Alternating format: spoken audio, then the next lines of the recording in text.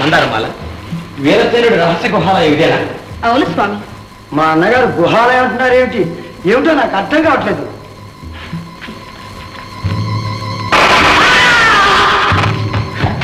ఏమిటి మాయ? మీ అన్న మహామాంత్రికుడు కూడా.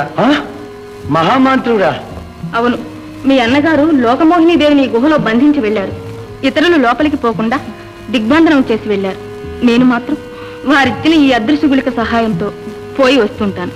పాదుకా ప్రతినిధిగా ఈ రాజ్యాన్ని పరిపాలిస్తున్నాను నేను. ఇప్పుడు నా రాజ్య పరిపాలనలో ఈ మాయలు మంత్రాలు ఉండరాదు, స్త్రీలు బంధింపబడరాదు. సంతోషం.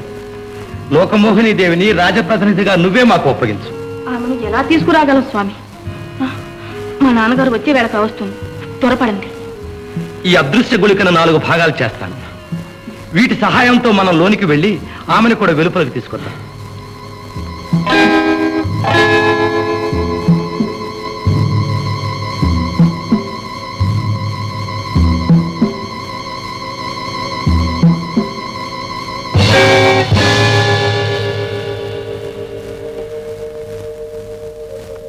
మందారమాల, ఎవరు వీళ్ళు?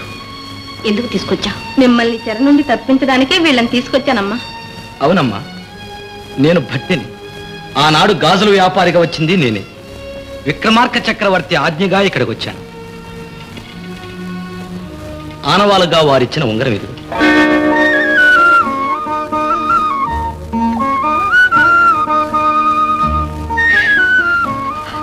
భట్టి, మహారాజు క్షేమమేనా?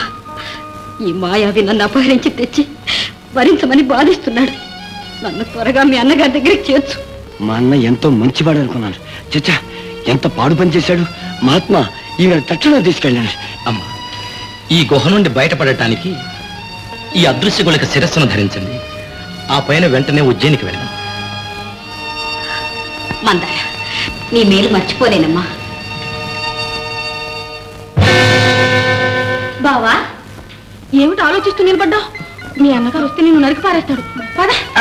మనం ఏం తప్పు చేశాం? ఉండు, ఈ గుహలంతా పరిగించగానే మేము వెలుపలకు రాం. అయ్యో బావా, అటు పోకు, అక్కడ భూతాలు ఉన్నాయి, మింగేస్తే. అవి నన్నేం చేస్తాయి? మా అన్నగారు తమ్ముడిని మందార. మా అన్నగారి యొక్క ఈ రహస్య స్థావరాన్ని పూర్తిగా తెలుసుకుని అసలు ఎందుకు ఇలా మారాడో అడగంది నేను రాను. నువ్వు వెళ్ళు. ఆ అదృశ్య గుళిక పగలగొట్టి నీకు ఇచ్చానని తెలిస్తే నన్ను చంపేస్తారు. సరే, ఆ మాట చెప్పను, నువ్వు విచారపడు. బావా. సార్